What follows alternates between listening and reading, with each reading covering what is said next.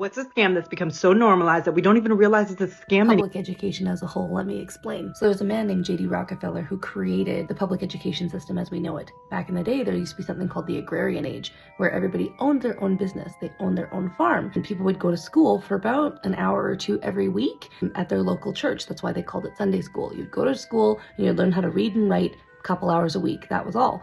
They did some research to find out how to indoctrinate a nation. The research that they discovered said 12 years. That's how long it takes for people to normalize everything that's been happening. So they made school 12 years long. They made school 5 days long a week with a bell for recess and a bell for lunch to condition people for factory work. The grading system itself was a communication to your future employers. If you got an A, you'd be a good employee. And if you got an F, you'd be a very bad employee.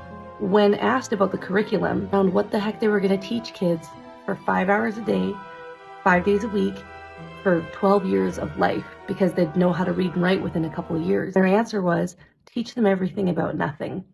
That's why you graduated with SOHCAHTOA and A squared plus B squared equals C squared and the periodic table, and yet you're not familiar with your own system of government. You're not familiar with how to file your taxes. You're not familiar with basic life skills like conflict resolution, how to implement boundaries, budgeting, all those things that would really help you in life. So, public education.